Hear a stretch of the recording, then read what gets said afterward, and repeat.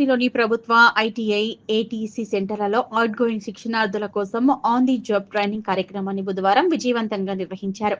ఈ కార్యక్రమానికి ముఖ్య అతిథులుగా ఉపాధి మరియు శిక్షణ శాఖ డైరెక్టర్ ఎన్ క్రాంతి వెస్లీ, జిల్లా డైరెక్టర్ పి ప్రావీణ్య పాల్గొన్నారు. ఈ సందర్భంగా డైరెక్టర్ క్రాంతి వెస్లీ మాట్లాడుతూ ఆధునిక టెక్నాలజీతో రాష్ట్ర ప్రభుత్వం ఏటీసీ కేంద్రాలను ప్రారంభించిందని, ఇక్కడ శిక్షణ పొందుతున్న విద్యార్థులు భవిష్యత్తులో మంచి ఎంటర్‌ప్రెన్యూర్‌లుగా ఎదగాలని ఆకాంక్షించారు. పరిశ్రమల వాస్తవ పని పరిస్థితులపై అవగాహన కల్పించడం, ఆధునిక నైపుణ్యాల అభివృద్ధి, శిక్షణ అనంతరం ఉపాధి అవకాశాల మెరుగుదల ఈ కేంద్రాల ప్రధాన లక్ష్యమన్నారు.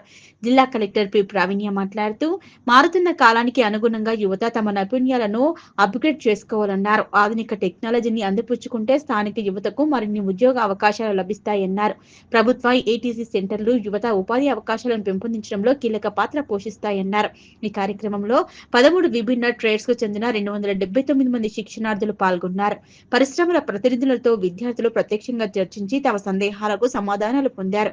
ఈ సందర్భంగా పలు పరిశ్రమలు ఎంపిక చేసిన శిక్షణార్థులను ఆఫర్ లెటర్లు అందజేశారు. ఎంపికైన వారికి 10,000 నుంచి 15,500 వరకు stipend on the job training అవకాశం కల్పించారు. ఈ కార్యక్రమంలో ప్రాంతీయ ఉప డైరెక్టర్ ఎస్ రాజా, ప్రభుత్వ ITI Sangareddy principal D Tirupati Reddy, ప్రభుత్వ ITI Patancheru principal Srinivasarao, LETIF ప్రత్యేక అధికారి శ్రీనివాసరావు, ఏటీఓ కలీంబేగ్, టీఓలు మహేష్, రాఘవేంద్ర బిల్లా, ఈఎస్ కళ్యాణి, జయప్రకాష్ తదితరులు పాల్గొన్నారు.